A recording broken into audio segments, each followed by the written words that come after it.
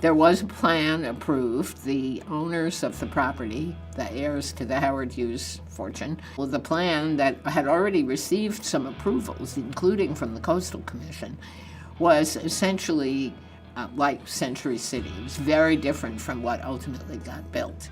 Everything was set to go, and then the election happened. And when the election happened, everything came to a halt. The Summa Corporation had worked on a master plan for many years, and it was not a plan that was particularly popular with the community or politically. What I was asked to do was put together and manage the master plan team for the replanning of the project. I was able to persuade them to change the balance of jobs and housing, to get rid of the retail center, to move the development out of the wetlands, and to try to develop in a fashion that would be as environmentally sustainable as possible. We need an elementary school, we need a library, we need a police station, we need a fire station.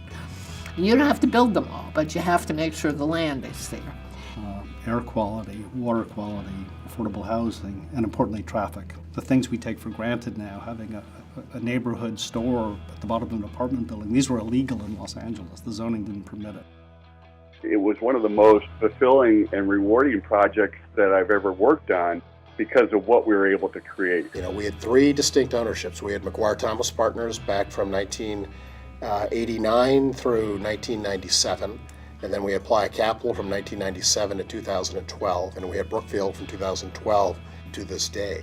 My goals were make traffic work, protect the environment, create a great public school system, create a great park system, create housing for all kinds of people, and respect the environment. It gives me the chills to talk about it now because this became a public policy petri dish. And the result was a community that people created for themselves. Development in LA is about traffic. Traffic is the killer. Traffic is what everybody cares about. So the challenge of Playa Vista is how do you create a community? How do you accommodate this growth, which is inevitable, in a way that may discourage people from being entirely dependent on their cars? I think what Playa Vista has done is it proves that this type of development, this type of a community, can actually work and can actually be desirable. You know, we were able to actually, achieve the vision.